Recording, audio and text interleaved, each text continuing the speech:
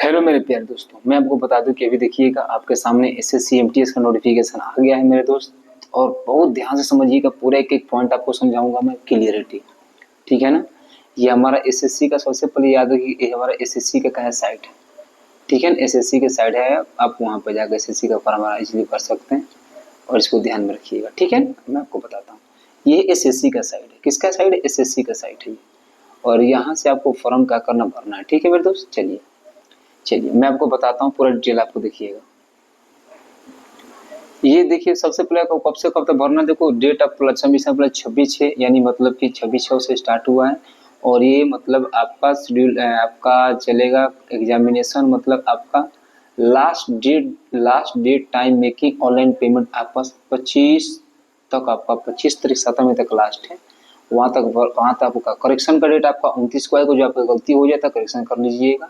Computer based exam होगा आपका 20 सितंबर में आपका एग्जाम हो, सितंबर अक्टूबर अभी एग्जाम हो जाएगा। पहले बात याद रखिए, सितंबर और अक्टूबर में क्या होगा, आपका एग्जाम हो जाएगा।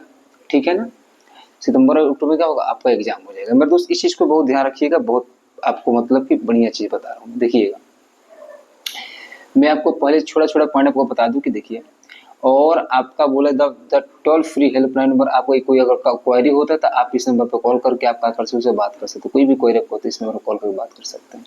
यानी डेट आपका भराने का डेट है 26/6, लास्ट डेट आपका 25/7 है ना। उसके बाद आपका मतलब एप्लीकेशन करेक्शन आपका 29 को है। और आपका मतलब कि जो आपकी मतलब कि हेल्पलाइन नंबर कब है आपका, हेल्पलाइन नंबर ये वाला आपका हेल्पलाइन नंबर है। कोई भी दिक्कत हो तो आप इस पे कॉल करके आप मतलब साझा कर सकते हैं। ठीक है ना। कोई आप कोई आपको दिक्कत हो रहा है तो आप यहाँ से कॉल कीजिए और वहाँ से क्या कीजिए, आप अपना साझा कीजिए, आपका हेल्प किया जाएगा। ठीक है ना।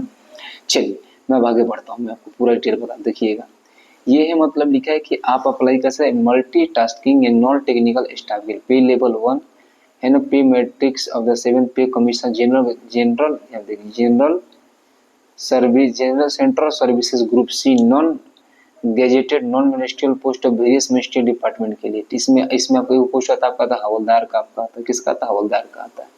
ठीक है ना। पे स्केल इसका कितना है, 7 है। कितना है, 7। आगे बढ़ता हूँ मैं, नेक्स्ट पे देखिएगा। एक एक इसका वैकेंसी में पूरा वैकेंसी जो हमारे पास है, हवलदार में पूरा हवलदार एमटी से वैकेंसी कितना है, 1075 दिया है। ठीक है ना। ये उसका क्या है मतलब कि गवर्नमेंट का वेबसाइट है, आप यहाँ से सब कुछ देख सकते हो। ठीक है ना। चलिए मैं आगे बढ़ता हूँ, देखिएगा ध्यान से। रिजर्वेशन क्या है कि देखो, रिजर्वेशन में क्या कर दिया कि अगर कोई मतलब जाति, reservation will be the provide the schedule caste SC, schedule tribe ST, other backward caste OBC, economically weaker section EWS, ex serviceman ESM and the person with the benchmark disability PWDB ETC पर extra government order, उसके extend government order the commission में the section condition in accordance with the vacancy report of the user department the various post के बारे में आप भर सकते हो, भी भर सकते हो वेरियस पोस्ट के बारे में। ठीक है ना। पहली पॉइंट को याद रखिएगा। यहाँ पे हम अगर मान के चलो कोई भरते, यहाँ पे लिखा हुआ कि name of the post multi tasking staff technical और नॉन टेक्निकल दोनों आता है। मतलब सर इसमें क्या है, नॉन टेक्निकल ज्यादा है। ठीक है ना। ACSTWBN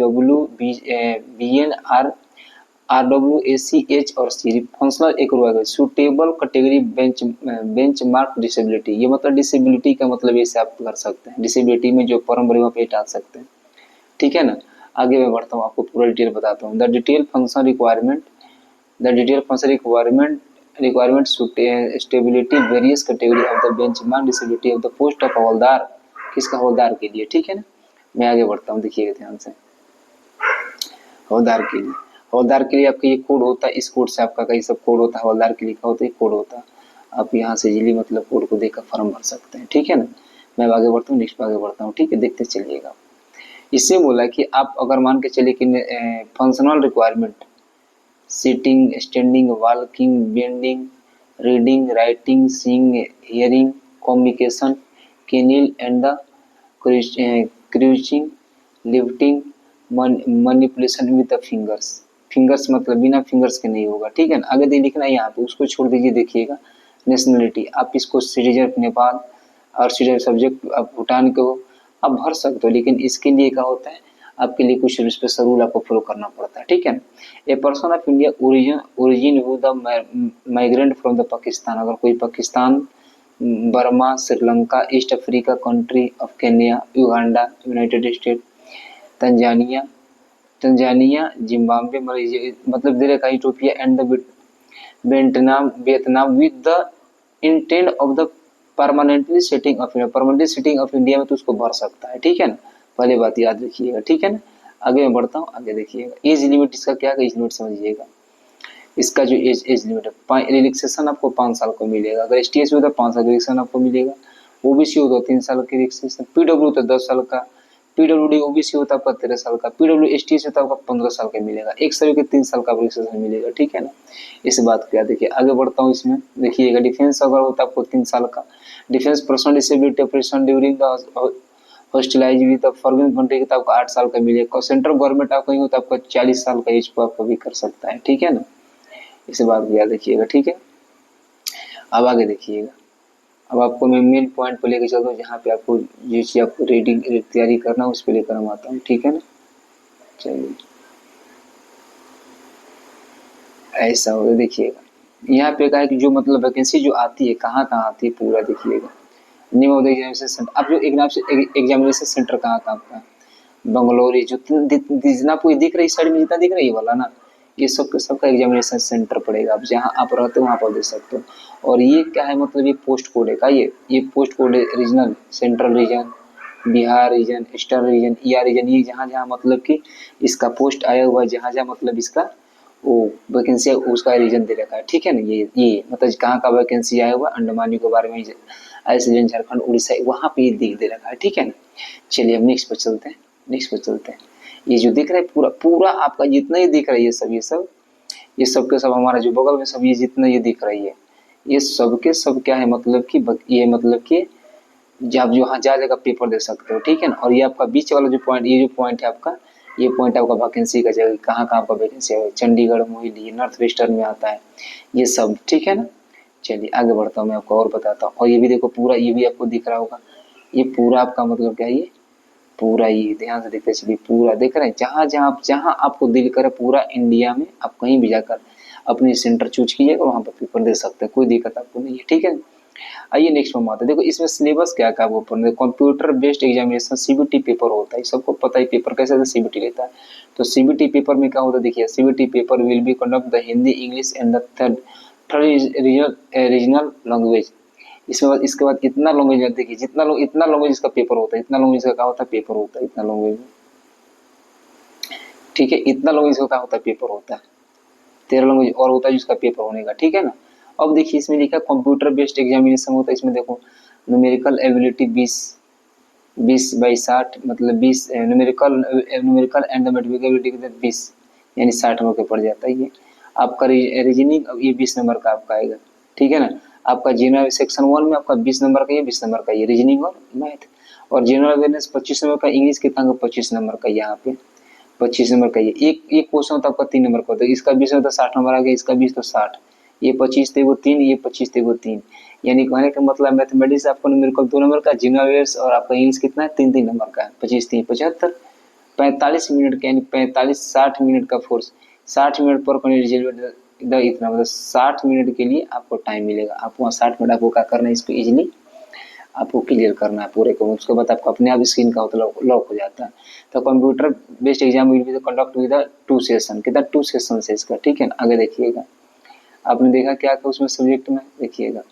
उसके बाद एक बात याद रखिएगा, यहाँ पे जनरल अवेयरनेस से बहुत सारी ऐसी बातें हैं, देखिएगा यहाँ पे, इधर से मैं देखता हूँ, यहाँ पे numerical and mathematical ability will क्या कौन कौन सा होगा, देखिएगा ध्यान से। इसमें आपका प्रॉब्लम शब्द, होश नंबर, एलसीएम एचसीएफ, ये पूरा के पूरा आप डिटेल पढ़िएगा, यहाँ से आपको पता चलेगा हमको क्या क्या पढ़ना मैथमेटिक्स में, ठीक है ना। उसके बाद मेरे पास क्या है, मेरे पास है रीजनिंग एबिलिटी में आपका इतना रीजनिंग एबिलिटी पढ़ना है आपका, यही मेन आपका, यही से आपका क्वेश्चन पूछेगा। उसके बाद आप आइए, उसके बाद आप आइएगा यहाँ पाइएगा, मैं आपको बता दूँ, आप आइएगा यहाँ पर जनरल में आपका जनरल में आपका इतना पढ़ना आपको, ये आपको दिख रहा होगा मेरे हिसाब से पूरा जनरल में आपको मतलब कि इतना पढ़ना, ठीक है। ये जनरल, ये होगा जनरल में हो गया ये वाला, और ये हमारे पास का हो गया, और ये मेरे पास होगा इंग्लिश हो गया, क्या होगा इंग्लिश हो गया, ये हमारा पूरा चलता रहता है, ठीक है ना। उसके बाद अगर मतलब कि जो पीईटी होगा तो उसमें वॉकिंग के लिए मतलब 1600 मीटर 15 मिनट आपको दौड़ना पड़ता है, 1600 मीटर 16 सेंटीमीटर, इस फीमेल के लिए 16 सेंटीमीटर चलना दौड़ना पड़ता है 15 मिनट में, और फीमेल के लिए 1 किलोमीटर 20 मिनट दौड़ना पड़ता है। इस बात को याद रखिएगा, ठीक है ना, ये बात को पूरा याद रखिए। देखिए अगर बता दें, देखिए आपका देखिए फिजिकल स्टैंडर्ड में पीएसटी में जो आपको होगा मैं बताया, तो आपका मेल का हाइट 157.5 सेंटीमीटर और फीमेल का 81 सेंटीमीटर चेस्ट होना चाहिए, ठीक है ना। Gorkha and the member of the schedule minimum expansion of the 5 centimetre होना चाहिए। हाइट कितनी होनी चाहिए, 152, और वेट कितना 48 किलो होना चाहिए, बिल्कुल के बिल्कुल यहाँ पे ये देखिएगा ध्यान से, यानी आपका हाइट होना चाहिए 152 होना चाहिए और वेट आपका 48 होना चाहिए, ठीक है ना। इस पॉइंट को आप बिल्कुल याद रखिएगा इसमें, ठीक है ना। आगे मैं बढ़ता हूँ, देखता हूँ और क्या क्या इसमें आपको जो समझाने लायक है। उसके बाद सबमिशन करेंगे, उसके बाद आपके पास आप किसी भी आईडी से, मतलब कि वोटर आईडी हो गया, पैन कार्ड हो गया, ड्राइविंग लाइसेंस हो गया, पासपोर्ट हो गया, आपका आईडी कार्ड हो गया, एम्प्लॉयर आईडी कार्ड, किसी भी आईडी से आप इसको मतलब भर सकते हो, ठीक है ना। तो मेरे दोस्त ये था मेरे पास जो आपको इनिशियल मैंने बताया, ये था। अब इसका थोड़ा सा बताया तो इसका मतलब कि क्या होता है, कुछ इसका पे लेवल भी होता है, पे लेवल भी हुआ था, आपको पे लेवल बताया तो इसका मतलब कि कितना इसका सैलरी उल देगा मैं बताया था। पूरा मतलब इतना 90 पेज का है पीडीएफ है, 90 पेज का पीडीएफ है, ठीक है ना। ये आपका का है सर्टिफिकेट रिगार्डिंग द का है फिजिकल लिमिटेशन के लिए दे रखा है, ठीक है ना। आइए और मैं देखता हूँ आपको, ये देखो ये रजिस्ट्रेशन करने का तरीका आपको बता रहेगा। आप वन टाइम ओटीआर होता है, पहले ओटीआर कीजिए, ओटीआर आधार कार्ड से लिंक कीजिए, रजिस्टर मोबाइल नंबर होना चाहिए, आप यहाँ पे पूरा अपना फिल कीजिए, इसके ओटीपी जनरेट करके यहाँ पे पूरा फिल कीजिए। उसके बाद आप आकर पूरा का पूरा यहाँ पे अपना फिर डिटेल डालिए, कौन सा बेस पर भरें यहाँ पे, उसके बाद आपको एक रजिस्ट्रेशन नंबर मिलेगा, कंटिन्यू कीजिए, पासवर्ड डालिए यहाँ पे। उसके बाद आपका क्या करना है, यहाँ पे आप अपना मतलब पासवर्ड चूज कीजिए, चूज करने के बाद आप अपना आगे के फॉर्म भरना अप्लाई कीजिए। जब ये कीजिएगा लास्ट में क्या होगा, फोटो कैप्चरिंग होगा खूब बढ़िया, आप कर सकते हो, अपलोड कर सकते हैं।